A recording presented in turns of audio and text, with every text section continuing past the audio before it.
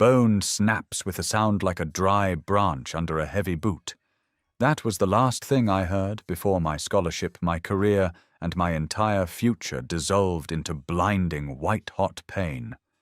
Caleb, the boy who swore he loved me, crushed my fingers so his precious first love could take my spot in the finals. Now I'm staring at the studio calendar. It's exactly 2 weeks before the exam. I'm alive again. And this time, I'm not playing the sacrificial lamb. Graphite smears across the heel of my right hand. A dull grey streak against pristine, unbroken skin. I stare at it. I blink, half expecting the pale flesh to suddenly bloom, with violent purple to swell, to twist into the mangled, grotesque horror I last remember. Nothing happens. Only the rhythmic ticking of the wall clock and the distant low hum of a lawnmower outside the open window.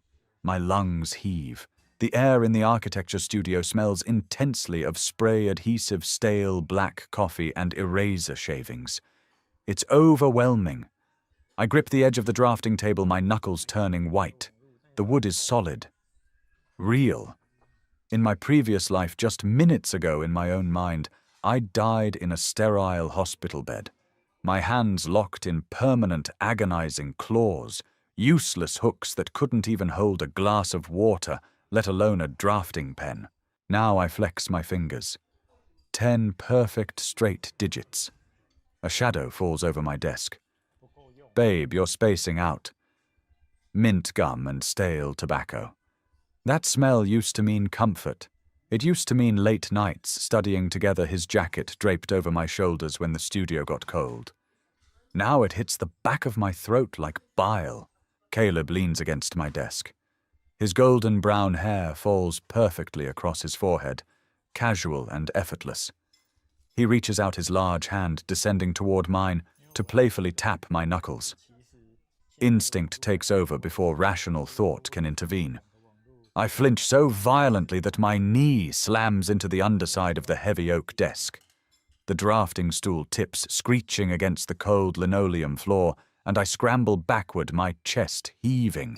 Caleb's hand freezes in midair. His brow furrows, a flash of genuine confusion crossing his face before it settles into a mask of mild annoyance. Jesus, Nora, he mutters, pulling his hand back and stuffing it into the pocket of his raw denim jeans. You're acting like I was going to hit you. How much coffee have you had today? I can't speak. I am too busy looking at his hands, broad palms, thick fingers, calloused from building architectural models.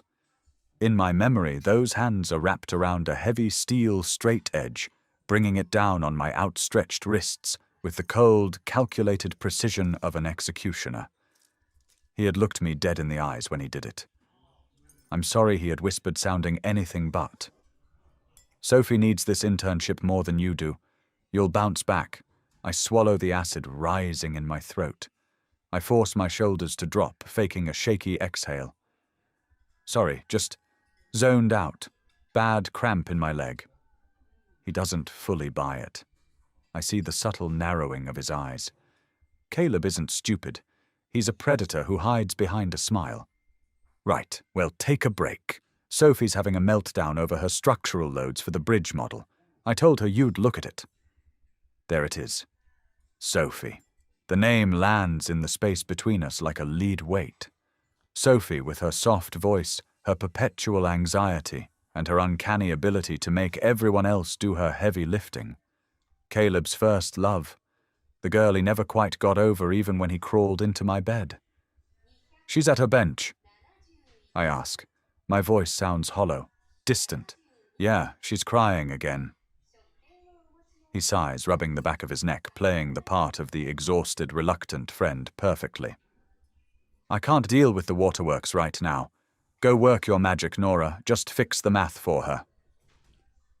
I look at him. Really look at him. Stripped of my pathetic, desperate love for him, he looks so small.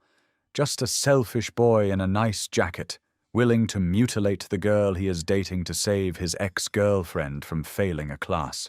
My heart hammers against my ribs, a chaotic, terrified bird trapped in my chest. The trauma is still fresh, screaming at me to run to pack my bags, to disappear from this campus and never look back. But a different feeling is starting to curdle in my gut, a cold, heavy stone of resentment. "I'll go see what she needs," I say, my tone flat. I don't wait for his response. I turn my back on him, my spine rigid, anticipating a blow that doesn't come. I walk across the studio, my sneakers squeaking faintly on the floor. Sophie is sitting at her drafting table, surrounded by shattered balsa wood and snapped acrylic. She looks up as I approach, her eyes red-rimmed. She is objectively beautiful, even when weeping. "Nora," she sniffles. "Caleb said you'd help. My load-bearing columns, they keep snapping under the weight." I look down at her model. It's a mess. Structurally unsound, relying on aesthetics rather than physics. In my past life, I spent 3 sleepless nights redesigning the core supports for her. I practically built the foundation she presented to the jury. And when my own model threatened to overshadow hers, Caleb ensured I couldn't present it at all. "Let me see your calculations," I say, keeping my hands firmly shoved in my pockets. She pushes a tear-stained notebook toward me. I don't touch it. I just stare at the messy handwriting. "You missed a decimal point in your tension formulas," I say quietly. "All of them. The math is fundamentally broken, Sophie. You have to start over." Her face crumbles. Start over. "But the finals are in 2 weeks. I can't." She looks past me, searching the room for her savior. Caleb, she says I have to start over. I watch the familiar dynamic play out. Caleb jogs over, his jaw tight. He shoots me a glare, a warning. "Fix it." "It's fine, Soph," he murmurs, placing a hand on her shoulder. The gentleness in his voice makes my stomach turn. He looks at me, his eyes hard. "Nora, you can patch it right. Reinforce the base." I look at the broken wood. I look at Caleb's hands. I let the silence stretch until the air in the room feels thick and suffocating. "No," I say simply. "I can't. The foundation is rotten. If you try to build on it, the whole thing will just collapse." I look Caleb dead in the eye, watching the slight twitch of a muscle in his jaw. And I'm not going to be underneath it when it falls. Rain lashes against the massive floor-to-ceiling windows of the architecture building, casting grey, distorted shadows across the concrete floor. It's 3 days later. The tension between Caleb and me has mutated into a toxic, silent war. He thinks I'm throwing a tantrum. He thinks I'm jealous of the time he's spending with Sophie. He has no idea that I am simply waiting. In my past life, the accident didn't happen in a dark alley.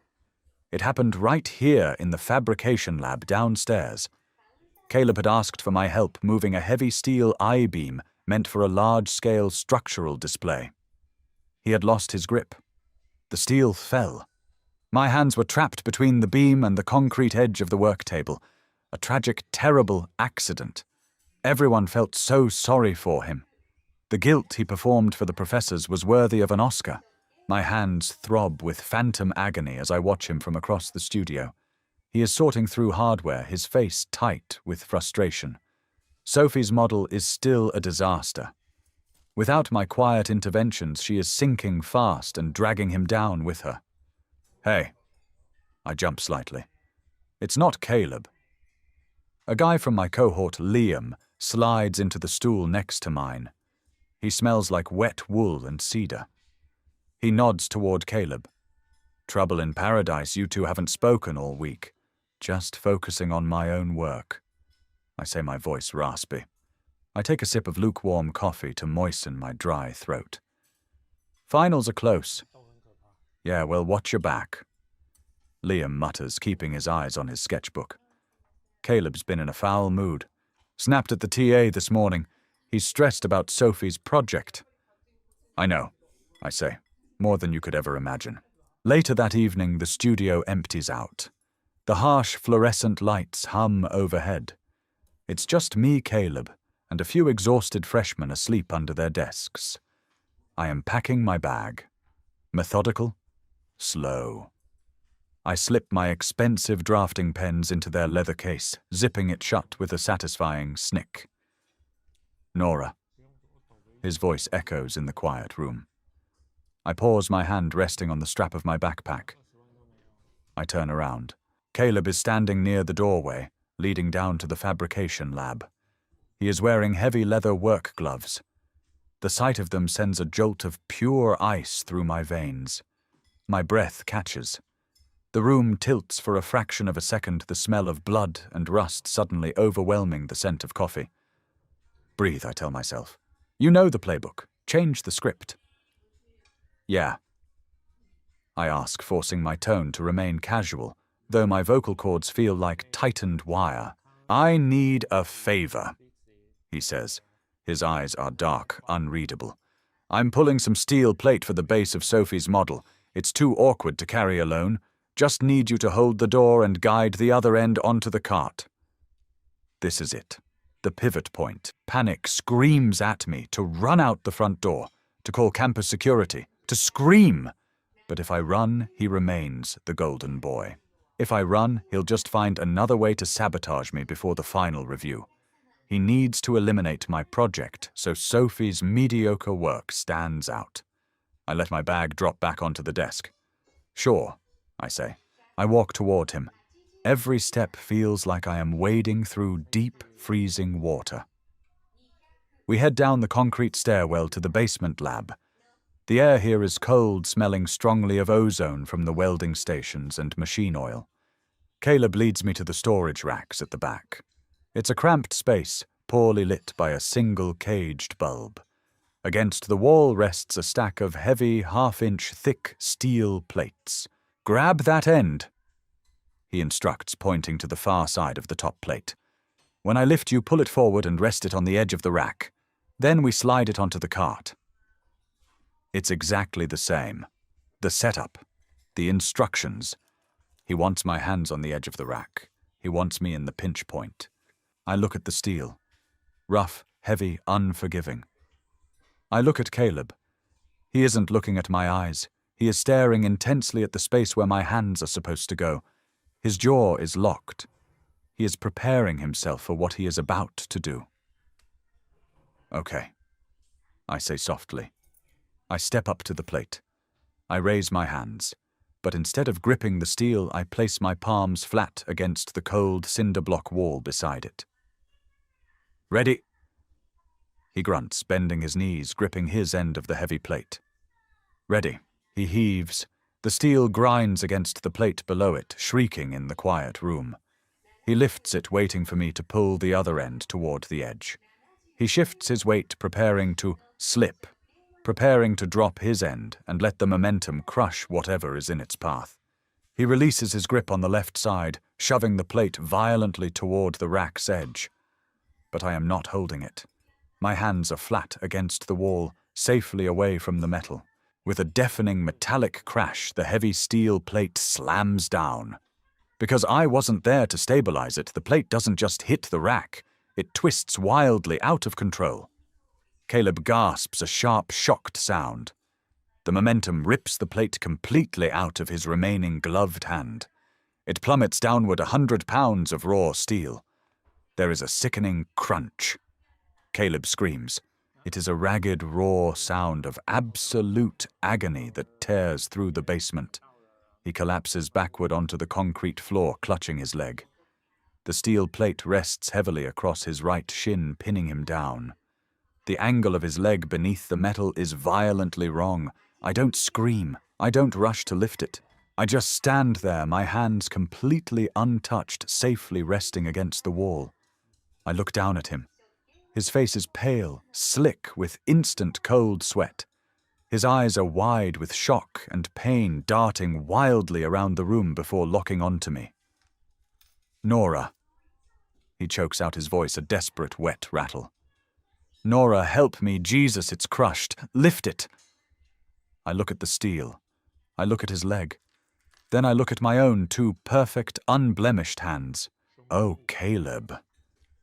I say, my voice steady, devoid of any warmth. That looks like a terrible accident. Panic is a physical taste. Metallic sharp like chewing on tinfoil, I stand in the dim, ozone-scented air of the fabrication lab, watching Caleb writhe on the concrete floor.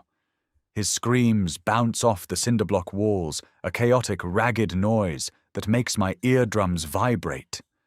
For a fraction of a second, a terrifying, intensely human urge grips me. Help him. Lift it. Call for help. My conditioning as a girlfriend, as a decent human being, screams at me to fall to my knees and comfort him. Then my gaze drops to my hands. My right thumb twitches. A phantom nerve fires, remembering the crunch of my own cartilage from a timeline that only I possess. The empathy evaporates, leaving behind a cold, hollow vacuum. I pull my phone from my back pocket. My fingers are trembling. I let them tremble. It fits the narrative. I dial campus emergency, pressing the phone to my ear as I finally drop to my knees, not beside him, but a safe distance away, near his head. Help! I say into the receiver, forcing my breathing to stay shallow and rapid. It isn't entirely an act. The adrenaline in my system is a real physical flood, making my chest tight. Fabrication lab in the architecture building. A steel plate fell. My boyfriend, his leg is crushed. Caleb's hands are scrabbling uselessly at the smooth surface of the heavy steel, pinning him. His leather gloves squeak against the metal. He looks up at me, his face a mask of grey sweat and absolute terror. The hostility, the smug superiority he carried just 5 minutes ago is entirely gone. Nora, he gasps, spitting a string of saliva onto his chin. Get it off. It's breaking. It's breaking the bone. I can't. I say, my voice trembling. I grip my phone tighter. It's too heavy, Caleb. If I try to lift it and drop it, it'll sever the leg. The paramedics are coming. You weren't holding it. He snarls, a flash of visceral rage cutting through the pain. You let go. I never touched it. I reply, keeping my voice soft, terrified, perfectly pitched for the emergency operator, who is definitely still on the line recording every word. I was finding a grip on the wall. You said you were ready. You pushed it too fast. His eyes widen. He hears the trap snapping shut. He can't accuse me of letting him fall without admitting he threw 100 pounds of steel at me without waiting for my signal. He is trapped in a cage of his own making. A choked, sobbing groan tears from his throat as he lets his head fall back against the cold concrete. Heavy boots thunder down the metal stairwell. Liam and the night shift TA, a tired grad student named Greg, burst through the doors. Greg takes one look at the scene and curses loudly. Don't touch the plate, Greg yells as Liam rushes forward. If you shift it wrong, the edge will cut the artery. Wait for the EMTs. I scramble back, pulling my knees to my chest, wrapping my arms around my shins. I bury my face in my knees, shaking violently. Liam kneels beside me, hesitating before resting a heavy, warm hand on my shoulder. Hey, Liam murmurs, his cedar-scented jacket brushing my arm. Don't look. You did the right thing calling it in. Just don't look at it. I press my face deeper into my jeans, hiding the fact that there are no tears in my eyes. Only a wide, staring, terrifying clarity. The next 3 hours are a blur of flashing red lights, sterile smells, and harsh fluorescent hospital corridors. I sit in a plastic chair in the waiting room, staring at a scuff mark on the linoleum. My clothes smell like the fabrication lab metal dust and stale air. Footsteps clatter wildly through the sliding glass doors of the emergency room. Where is he? Where is Caleb? I'm Sophie. She looks like she ran here straight from her bed. She's wearing an oversized hoodie, one of Caleb's, I note, with a dull, clinical detachment, and her blonde hair is a rat's nest. She spots me and practically throws herself across the waiting room. Nora, what happened?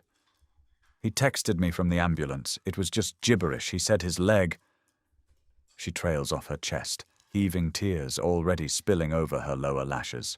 An accident in the lab, I say flatly. I don't stand up to greet her. He dropped a base plate. He dropped it. She looks bewildered. But he was cutting it for me, for my model. She presses her hands over her mouth, her eyes going wide with fresh, self-centered horror. Oh my God, my model. The presentation is next week. If he can't finish the base, what am I going to do? I stare at her. A boy she claims to care about is currently in surgery having pins driven into his shattered tibia, and her first thought is her structural load presentation. It is so utterly pathetic, so deeply predictable that a dark, cynical laugh bubbles up in the back of my throat.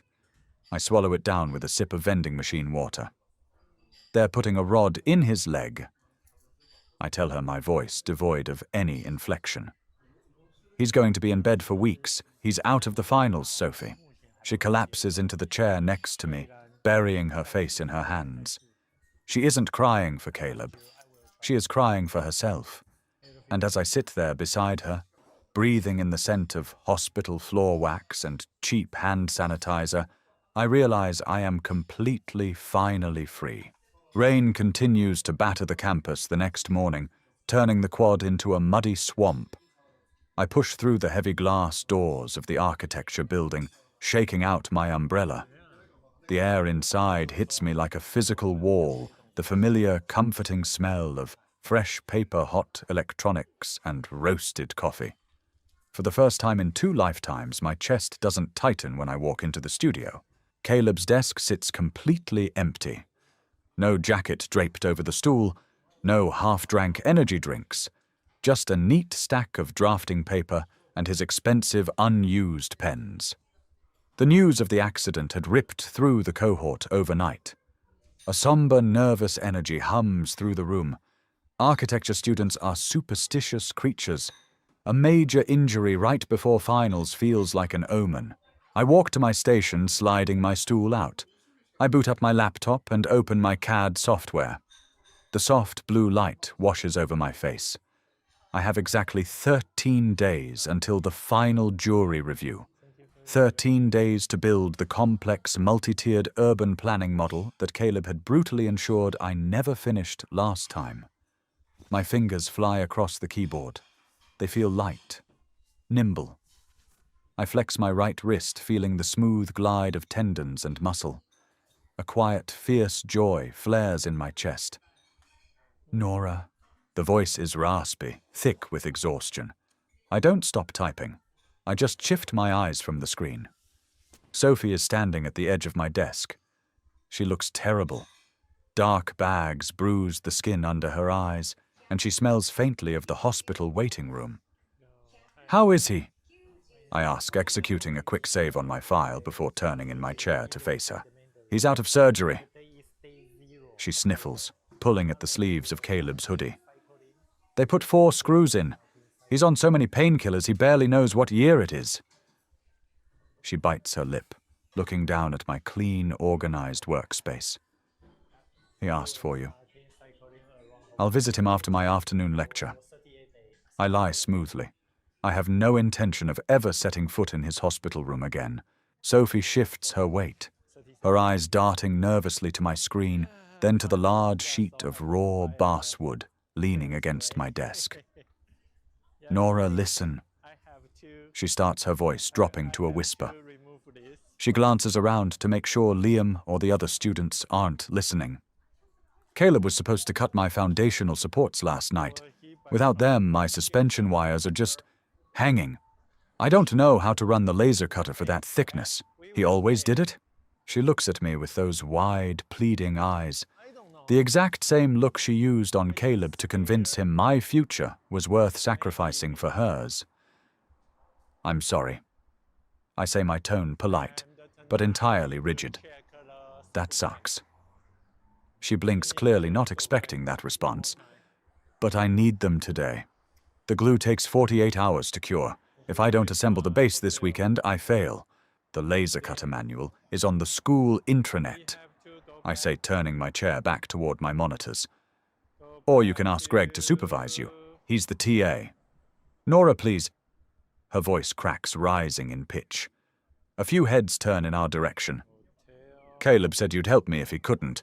He said you owe him because you let the plate slip. My hands freeze on the keyboard. The studio goes dead silent. The low hum of conversations stops. All I hear is the heavy patter of rain against the glass and the roaring of blood in my ears. Slowly, I push my chair back. It scrapes loudly against the linoleum. I stand up. I am not a tall girl, but right now, looking at Sophie's trembling, tear-streaked face, I feel like a monolith. Let's get one thing straight, I say. My voice isn't loud, but it is sharp enough to cut glass. I don't owe Caleb anything. I didn't drop that steel. I wasn't even touching it. He lifted an unstable load without checking his grip. I take a step closer to her. The smell of her stale perfume makes me want to gag. And I certainly don't owe you.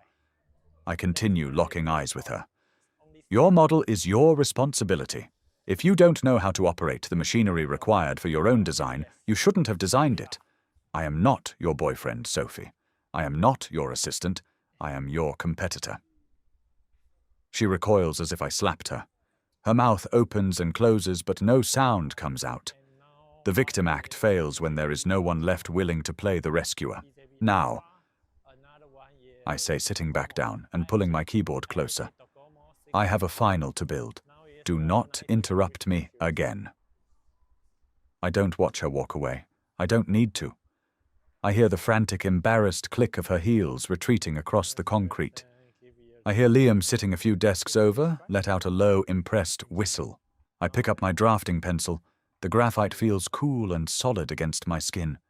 I press the tip to the paper, drawing a perfectly straight, unbroken line. My hands are steady. The foundation is set. Silver flashes under the harsh glare of my desk lamp. My ex-acto blade bites into the 3mm basswood, dragging through the grain with a satisfying, dry zip. I apply pressure, keeping the steel ruler perfectly aligned. One slip, and the blade would slice right through my index finger. In my previous life, I couldn't even hold a plastic spoon without weeping, let alone execute a precision cut. Now my hands move with the fluid, hungry grace of someone who has been starved of their own anatomy. It is 3 a.m. on a Tuesday. The studio is a graveyard of empty energy drink cans, crumpled tracing paper, and exhausted 20-somethings sleeping on drafting mats. The air is thick with the sweet, toxic smell of cyanoacrylate glue and the sour tang of nervous sweat. I rub my eyes, leaving a smudge of graphite across my cheekbone. My model is massive, a sprawling brutalist community center designed to anchor a sloping urban hillside. It requires intricate, interlocking terraced foundations. It is exactly the project I tried to build last time before Caleb's carefully orchestrated accident left me screaming in the basement. I reach for my coffee. It's ice cold and tastes like battery acid. I drink it anyway. Across the room, a sharp, frustrated sigh breaks the quiet hum of the ventilation system. Sophie is still here. She is sitting cross-legged on her stool, staring at a chaotic jumble of acrylic sheets and warped balsa wood. There is hot glue everywhere, thick, milky globs of it oozing out of uneven joints. Using hot glue on a final jury model is an unspoken crime in this program. It screams desperation and a total lack of craftsmanship. She pulls out her phone, the blue light illuminating her red, swollen eyes. She dials a number. I don't mean to listen, but the acoustics of the concrete room carry her thin, reedy voice perfectly. Caleb, pick up. She whispers into the receiver, her voice cracking. Please, the TA said my suspension cables aren't carrying the load. I don't know how to anchor them. The glue keeps peeling. She pauses, listening to the voicemail beep. Call me back. I'm freaking out. She drops the phone onto her desk and buries her face in her hands. A small, ugly part of me, the girl who spent 2 years washing Caleb's dishes and proofreading his essays, feels a flicker of instinctual pity. It's a conditioned reflex. But then my right wrist gives a dull, phantom throb, the ghost of a shattered radius. The pity dies instantly replaced by a cold, flat void. A chair creaks beside me. Liam leans over, his eyes bloodshot, his jaw covered in 3 days of dark stubble. He nods towards Sophie's desk. It's a train wreck. Liam murmurs, his voice gravelly. She asked me to cut her acrylic on the CNC router yesterday. Offered to buy my groceries for a month. I keep my eyes on my model, carefully applying a micro drop of glue to a structural column. Did you do it? Hell no. If she can't program the router, she shouldn't be designing curved facades. Liam stretches his arms over his head, his joints popping. He looks at me sideways. Caleb called me, an hour ago. My hand freezes for a fraction of a second. I set the glue bottle down. Oh, yeah, he's out of the hospital, staying at his mom's place down in the suburbs. Said the pain meds are making him sick. Liam hesitates, leaning closer, smelling like stale mints and exhaustion. He asked about you, Nora. Wanted to know if you were stepping up to help Sophie. He sounded unhinged. Blaming you for his leg. I pick up my blade again. What did you tell him? I told him you were busy building the best model in the cohort, and that he should probably focus on physical therapy instead of managing his ex-girlfriend's homework. Liam smirks, though it doesn't reach his tired eyes. He hung up on me. Good. I slide the blade down the wood. He's a narcissist, Liam. He's only mad because the narrative he wrote in his head isn't playing out. He was supposed to be the tragic hero. Liam watches me work for a long moment. You're different, Nora. Last semester you would have been over there re-gluing her entire base by now just to keep the peace. Last semester I was an idiot. I say softly. I hold up the cleanly cut piece of basewood, inspecting the edge. I'm done carrying dead weight. The rest of the week dissolves into a grueling, hallucinatory blur of physical labor. My fingers are stained yellow with glue and nicked in a dozen places. My back aches with a deep, muscular fire from hunching over the drafting table. But every morning I wake up and flex my 10 perfect working fingers. I feel a rush of adrenaline so potent it makes me dizzy. By Sunday night, the eve of the final review, my model is finished. It sits on my desk, a flawless, intricate geometric puzzle. Every joint is invisible. Every structural load is perfectly calculated and physically represented. It is a piece of art built on brutal, unforgiving math. I pack my tools away, zipping my leather case shut. As I walk towards the exit, I pass Sophie's desk. She is asleep, her head resting on a pile of crumpled tracing paper. Her model stands in the center of her desk. It is heavily leaning to the left. The suspension wires she begged Caleb for are sagging glued haphazardly to warped acrylic. It looks exactly like what it is, a foundation built on someone else's broken promises. I don't wake her. I turn off the overhead lights in my section and walk out into the cool, damp night air, breathing in the scent of wet asphalt and freedom. Sweat prickles at the base of my neck. Carrying a 4-foot-wide architectural model down 3 flights of stairs is a terrifying exercise in balance. My forearms burn, but my grip is iron. I refuse to let anyone help me. I need to feel the weight of it. I need to know that these hands, the ones Caleb tried to crush into powder, are strong enough to carry my own future. The critique space is a massive, high-ceilinged room with exposed concrete beams and a wall of frosted glass. The air conditioning is cranked up, making the room feel like a meat locker. 4 long tables are set up for the jury, 3 visiting architects from prestigious firms downtown, and our department head, a severe woman named Professor Vance. Wait, I correct my own thought. Professor Hayes. The room hums with anxious chatter. Students are frantically making last-minute adjustments, desperately dabbing glue onto loose pieces of wood.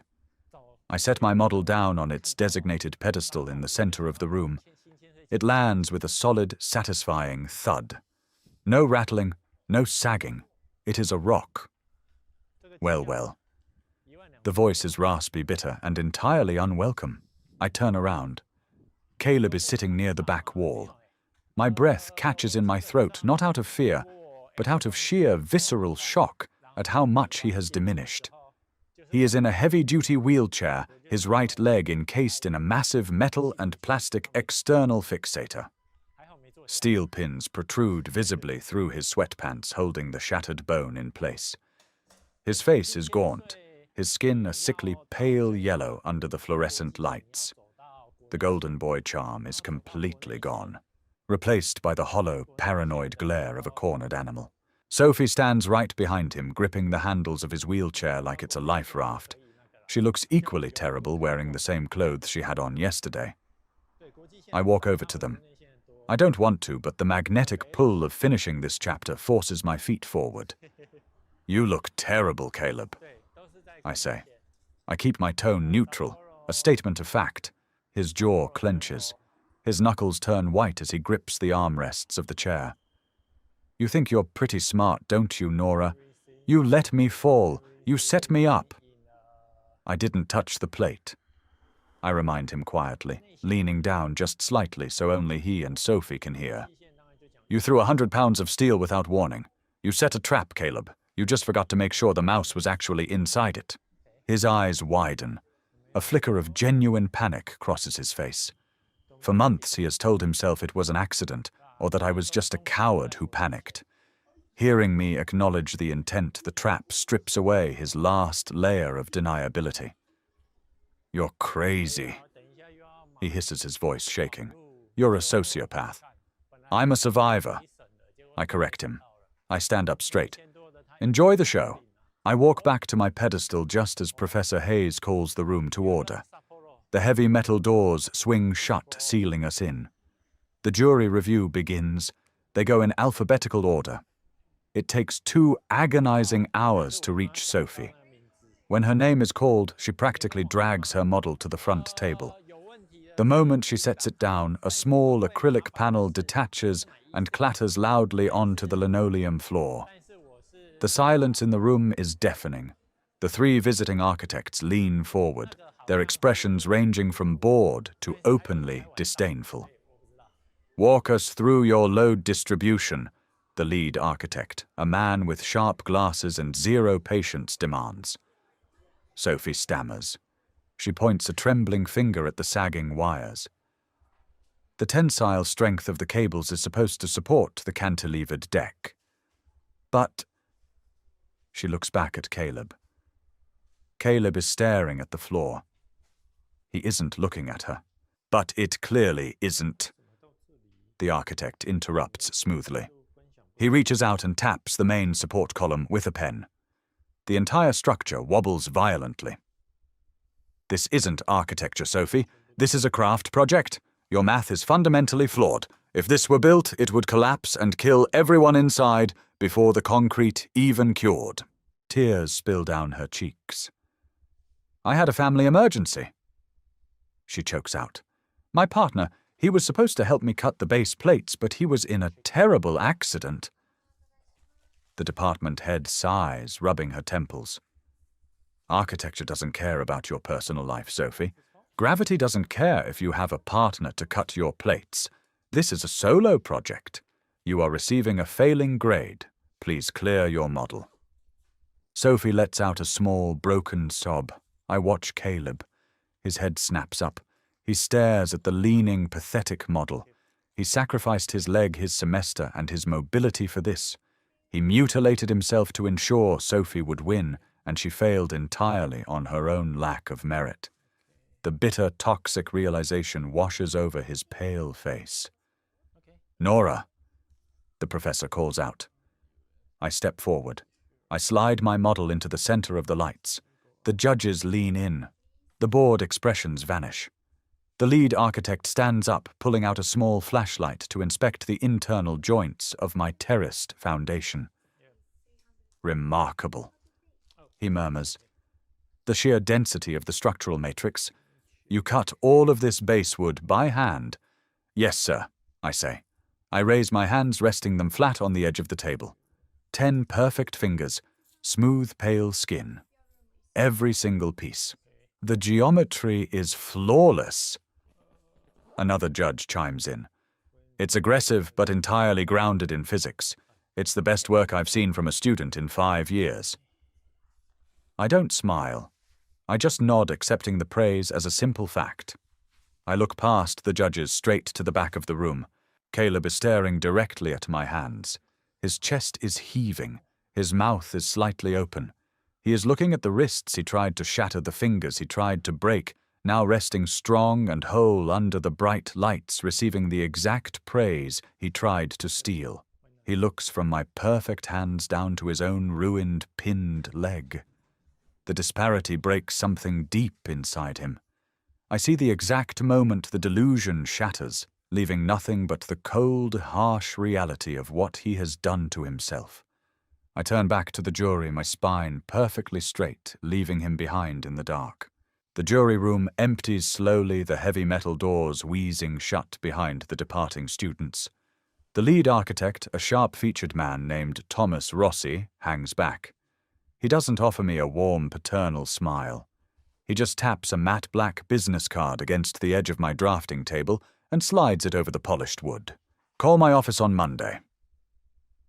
Rossi says, his voice flat, devoid of the usual academic coddling. "We don't usually take undergraduates for the summer intensive, but your structural math is better than half the junior associates on my payroll. Don't waste your time doing residential additions. You have a brutal eye for load-bearing realities." "I will," I say, my voice steady, though my pulse is beating a frantic rhythm against my collarbone. "Thank you." Rossi nods once and walks out. I pick up the card. The paper is thick-textured and smells faintly of expensive ink.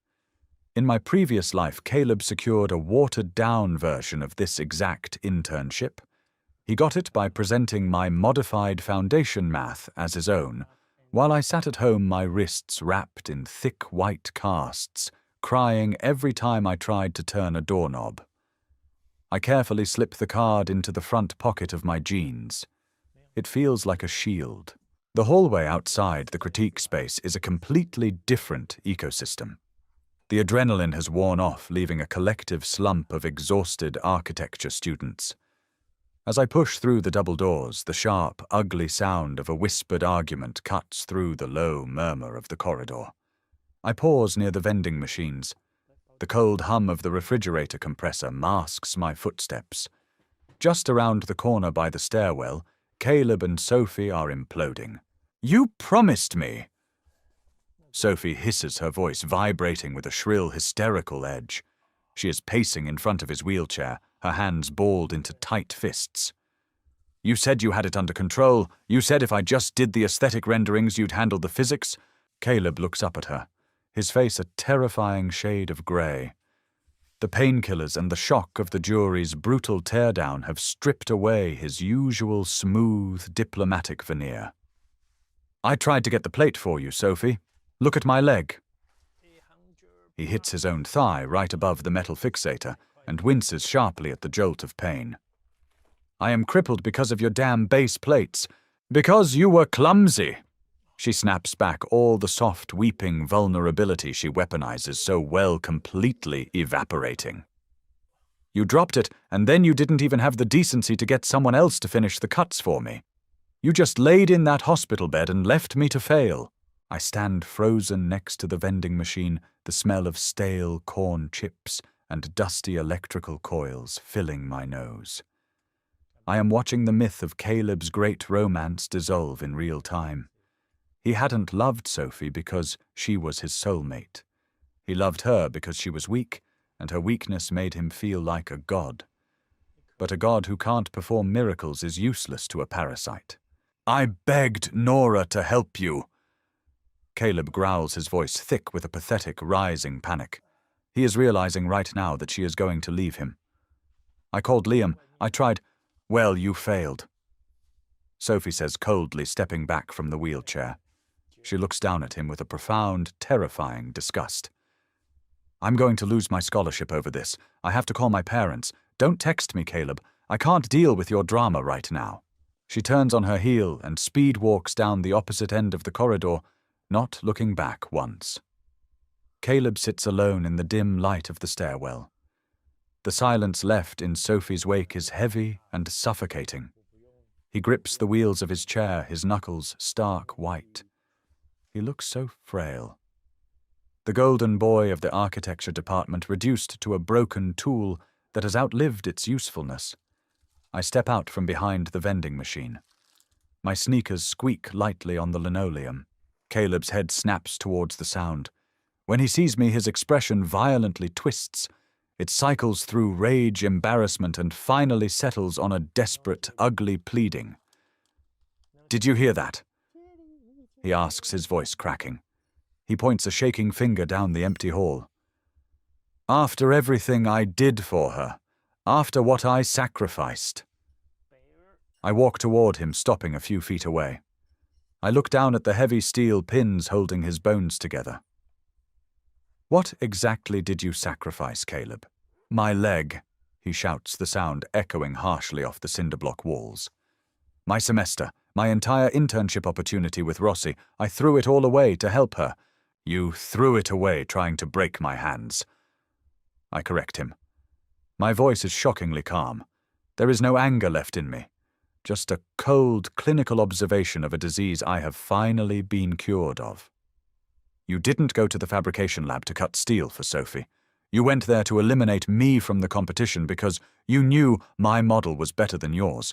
You used Sophie's project as the bait." "You're insane," he whispers, but his eyes are darting wildly, unable to hold my gaze. "I'm awake," I say quietly. I crouch down slightly, bringing my face level with his. He smells like sweat hospital antiseptic and fear. "You wanted a tragedy, Caleb. You just thought I was going to be the victim. But physics is a funny thing. Gravity always pulls the heaviest, most rotten things straight to the floor." I stand up, adjusting the strap of my bag on my shoulder. "Have a good summer." I walk away. I don't run. I don't look back. I just walk down the hallway, listening to the heavy, rhythmic thud of my own heartbeat, steady and strong. 3 weeks later, the campus is a ghost town. The relentless spring rain has finally burned off, replaced by a thick, oppressive summer humidity that makes the air shimmer above the asphalt. The semester is officially over. I am in the studio, packing up my desk. The room feels hollow without the chaotic energy of 50 panicked students.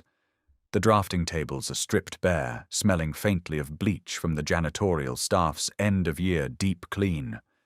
Dust motes dance lazily in the shafts of golden late-afternoon sunlight, cutting through the floor-to-ceiling windows.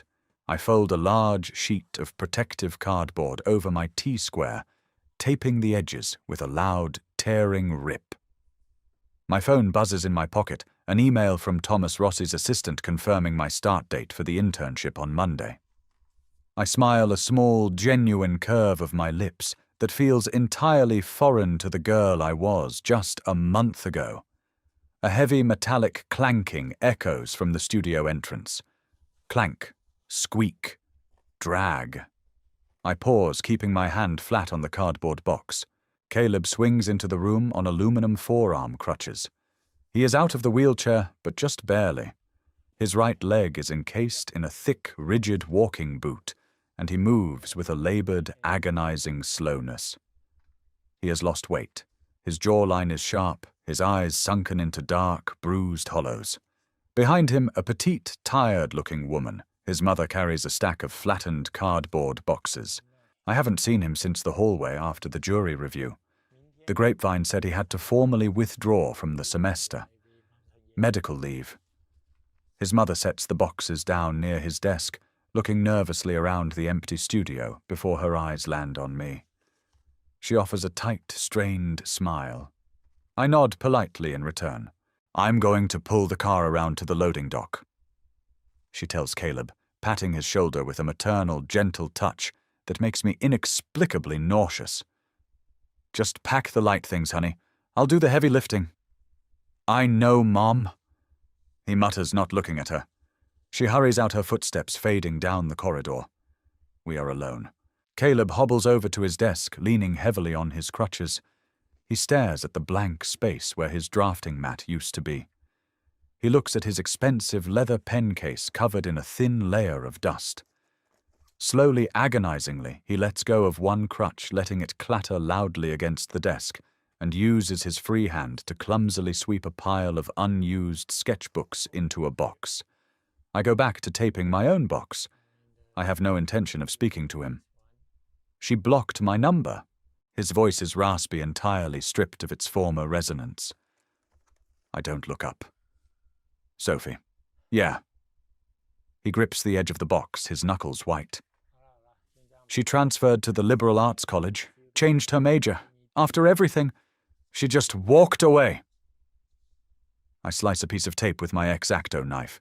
The sharp snick cuts through the quiet room. Parasites usually detach when the host dies, Caleb. That shouldn't surprise you. He turns his head, glaring at me. The old Caleb would have masked his anger with a condescending smile. This Caleb is too exhausted, too broken to pretend. You're enjoying this, watching me pack up my life while you go off to work for Rossi. I'm not enjoying it, I say truthfully, leaning against my desk and crossing my arms. I just don't care. There's a difference. He lets out a harsh, bitter laugh that turns into a wet cough. He shifts his weight, wincing as the pressure hits his ruined leg. You know what the worst part is, Nora. It's not the leg. It's not Sophie leaving. He looks at his hands, the broad, strong hands that used to build such beautiful, fragile things. It's knowing that I did it for nothing. I tilt my head. Did what? I want to hear him say it. Without the safety of the hallway, without the plausible deniability. I want the confession in the quiet, dusty air of the room where we spent so many nights together. He closes his eyes. A muscle twitches in his jaw. I drop the steel on purpose. The words hang in the air, a physical weight. Even though I knew it, even though I lived the alternative where he succeeded, hearing him admit, it sends a cold electric shock down my spine. Why? I ask. My voice is a whisper. Was it really just to give Sophie a better grade? Was my future worth that little to you? He opens his eyes. They are red-rimmed, full of a toxic, rotting shame. It wasn't about Sophie's grade. It was about you. He grips the edge of the table, leaning forward, his voice dripping with venom and self-loathing. You were always better than me, Nora, even when we studied together freshman year. You saw structures in a way I couldn't. I had to grind for 20 hours to understand a concept you grasped in 5 minutes. And then you'd smile and make me coffee and pretend we were equals. I stare at him, feeling the absolute absurdity of his ego. I loved you. I supported you. I didn't want your support. He snarls, hitting the desk with his fist. I wanted to be the best, and I couldn't be the best as long as you were in the room. Sophie was an excuse. If I broke your hands, you'd be out of the way, and I'd get to play the tragic, supportive boyfriend. I would win. The sheer, breathtaking narcissism of it settles over me. In my previous life, I had spent years wondering what I did wrong. I thought I had failed him somehow. I thought it was a tragic accident. I look at my hands. I flex my fingers. I feel the smooth glide of the tendons. There is no phantom ache. The ghost pain is completely, finally gone. The trauma hasn't just healed, it has been surgically removed. You broke yourself, Caleb. I say quietly. I pick out my taped box, lifting it easily. The weight feels good in my arms. You built a foundation on resentment and it crushed you. The math on that is pretty simple. I don't wait for his reply. I carry my box toward the studio doors. I don't look back at the boy leaning on his crutches in the dust. I just push through the heavy glass doors and step out into the bright, blinding heat of the summer sun. Heavy glass doors slide open with a soft, expensive hiss. The reception area of Rossi and Partners smells of chilled air, polished concrete, and the faint metallic ozone of industrial-grade blueprint plotters humming in the back. It is a sharp, jarring pivot from the stale, sweaty claustrophobia of the university studio. Here the stakes are not grades on a piece of paper. The stakes are millions of dollars, city zoning laws, and gravity. I walk past the reception desk, my heels clicking a sharp, rhythmic cadence against the floor. It is mid-July. I have been at the firm for a month. My hands, the hands Caleb tried to turn into useless, shattered claws, are currently coated in a fine layer of white model-making dust. I rub my thumb against my index finger, feeling the slight grit. It is the best feeling in the world. I slide into my workstation. It's a sleek, minimalist desk facing a massive window overlooking the downtown skyline. A half-finished architectural model of a cantilevered observation deck rests in the center. I pull my stool up, grab my metal straightedge, and pick up a fresh scalpel. Your shear stress calculations on the secondary supports. Thomas Rossi's voice cuts through the low murmur of the open-plan office. I don't flinch. I just set my scalpel down and turn around. Rossi is standing behind me, holding a rolled-up sheet of my vellum drafts. He wears a tailored charcoal suit that smells faintly of dry-cleaning chemicals and dark roast espresso. What about them? I ask, keeping my tone perfectly level. He unrolls the vellum, pinning it down on my desk with two heavy brass weights. He taps a manicured finger against a dense block of my handwritten math. You assumed a wind load resistance of 40 pounds per square foot. The city code minimum for that elevation is 30. You over-engineered it. I look at the math. I look at the structural design. I over-engineered it because the primary anchors are drilled into limestone. I say calmly. Limestone degrades under consistent micro-vibrations from high wind. If we just meet the minimum code, the joints will hairline fracture in a decade. The extra 10 pounds of resistance acts as a dampener. It costs the client an extra 4% in steel, but it saves them a catastrophic failure down the line. Rossi stares at me. His dark eyes are sharp, calculating, searching for a crack in my confidence. He won't find one.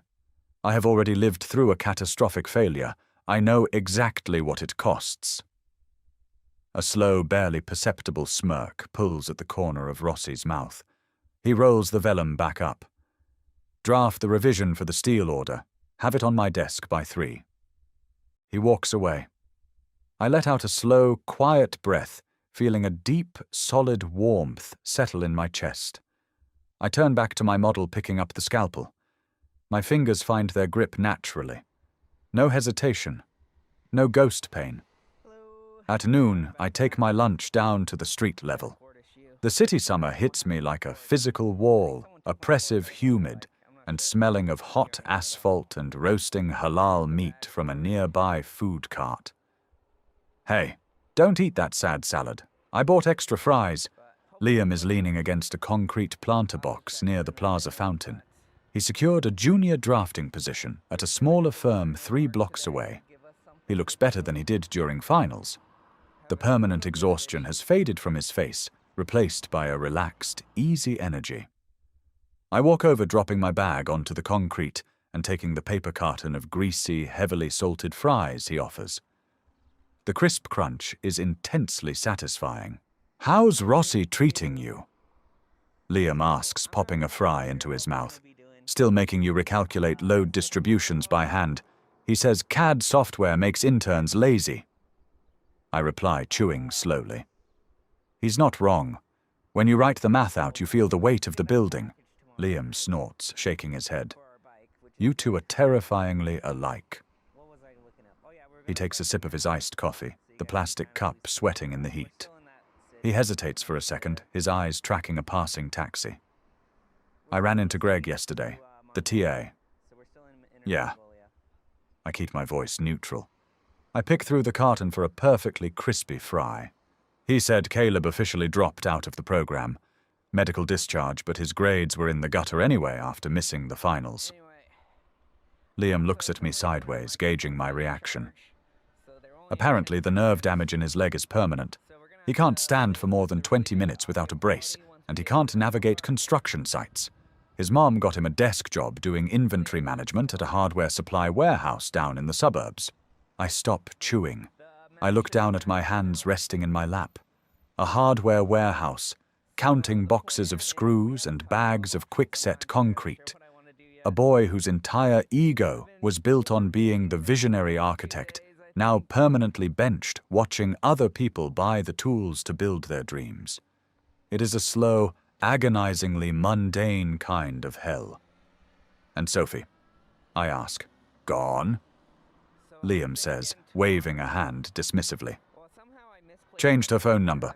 She's pledging a sorority at the liberal arts campus. Hasn't spoken to him since the jury review. I look up at the towering glass and steel structures surrounding the plaza. They scrape against a harsh, bright blue sky. Everything is solid. Everything makes sense. I thought I would feel a rush of vindictive triumph hearing about Caleb's descent into mediocrity. I thought I would want to celebrate. But as I sit there in the humid summer air, smelling the exhaust of passing buses and the chlorine from the fountain, I realize I feel absolutely nothing. The void where my resentment used to be is completely empty. Indifference. That is the final stage of rebirth. Honestly, I say, wiping the salt from my fingers with a paper napkin, I don't care. Liam smiles, a genuine warm expression that reaches his eyes. I know, that's the best part. I stand up, tossing my napkin into a nearby trash can. I check my watch. I have to get back. Rossi wants my steel drafts by 3, and if I'm late, he'll deduct it from my soul. Good luck, Liam calls out as I turn toward the glass doors of my building. I walk back into the lobby. The cool air washes over me clean and sharp. I press the button for the elevator, watching the numbers tick upward. My reflection stares back at me in the polished steel doors. I look tired, yes, but my posture is straight. My hands rest casually at my sides, relaxed, strong, and entirely my own. I step into the elevator. The doors slide shut, sealing the past away for good. I am going up.